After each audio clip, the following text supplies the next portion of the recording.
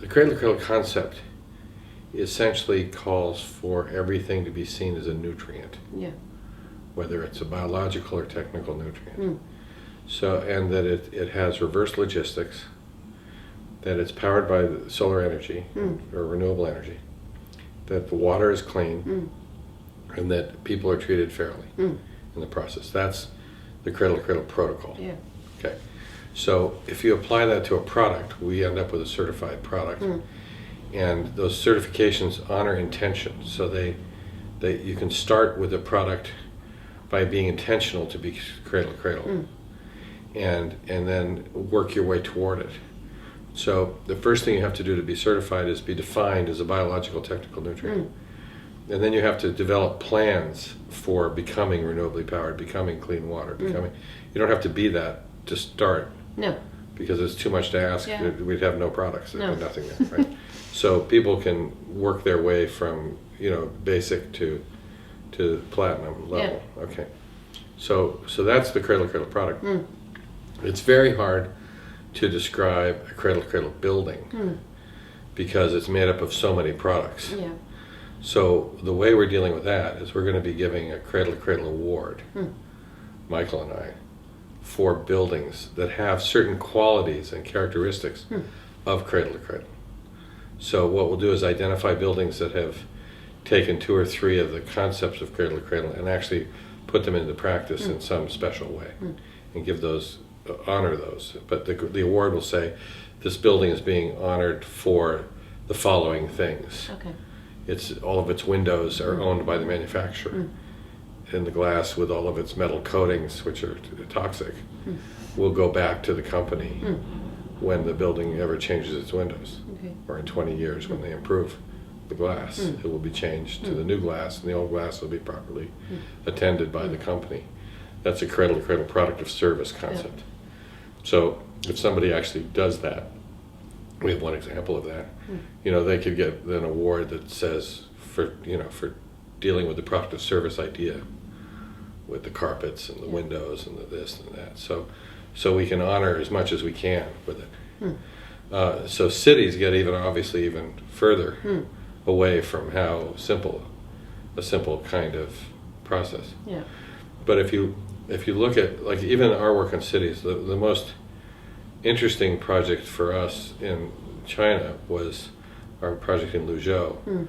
But most of what we did 6 overlays. And I wouldn't say we were designing whole cities per se. What we were doing is overlays of sustainable strategies on top of either nothing, or on top of, or what would be characterized as nothing but is a landscape, or an existing city plan that was suboptimal from our perspective. But the speculation that we do around cradle-to-cradle for cities would be that the city's waste streams, what would be called a waste stream, would be all seen as nutrients, for example. So your waste treatment plants stop being waste treatment plants and become nutrient recovery systems.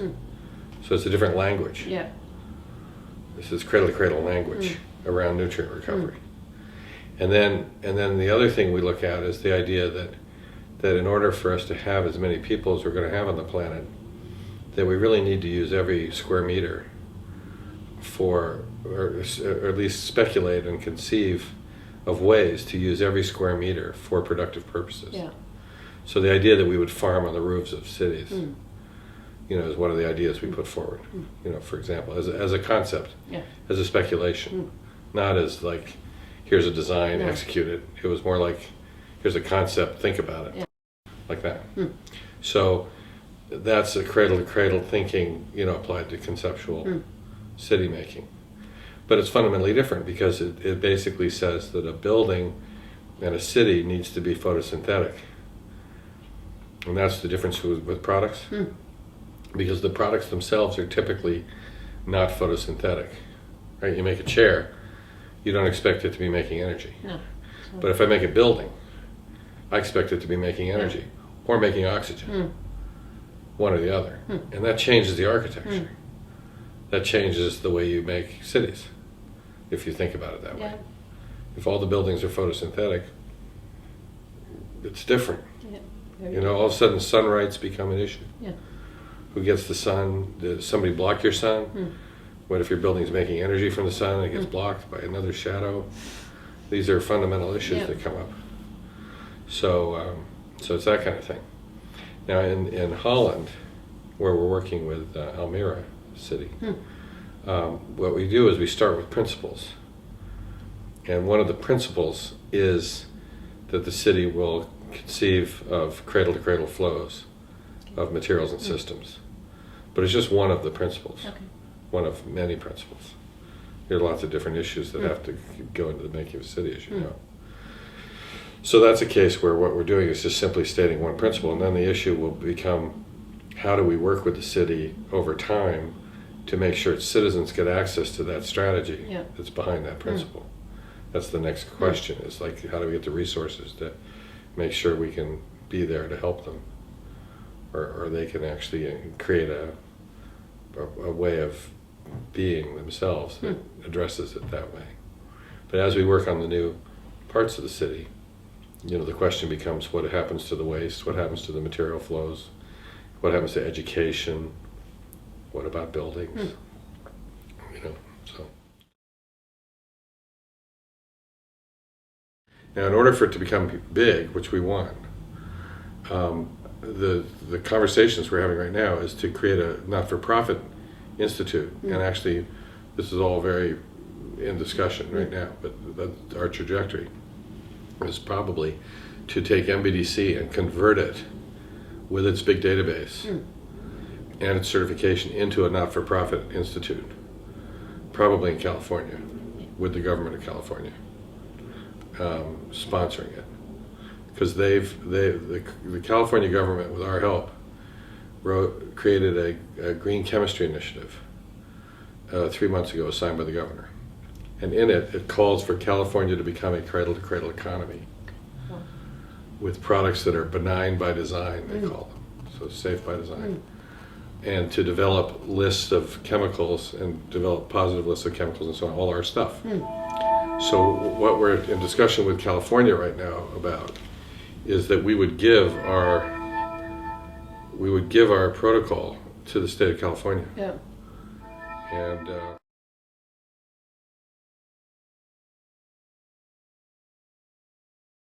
anyway, what's going to probably happen is we're going to have this is what I was talking to the minister about, was that we're going to create a not-for-profit institute that'll hold the certification, and so it's a not-for-profit.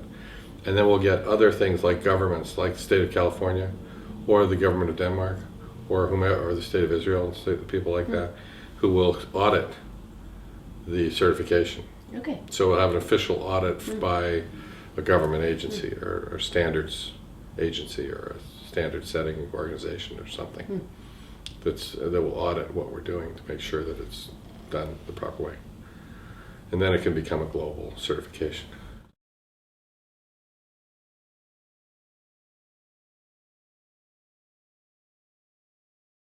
If we look at cradle to cradle, it's a celebration of abundance, not a bemoaning of limits, right?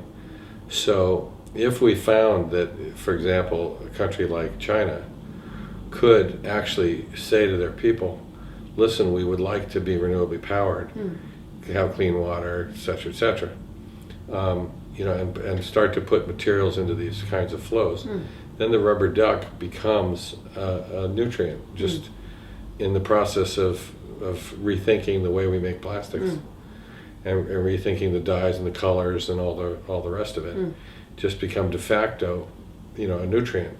So the cradle to cradle approach basically looks at the duck, little rubber duck, and says, instead of a toxic nightmare, why shouldn't this be a nutrient, right? And so over time, if we can capture the imagination of industry and capture the imagination of governments over the next 2 decades, probably is about all we have, and hope that people take up the idea that everything is a nutrient, that then we can share what we call intelligent material pools of materials, where polyester goes back to polyester.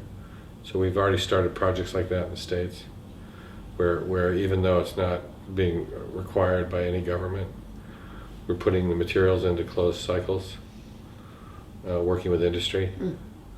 I don't know any other way to do it.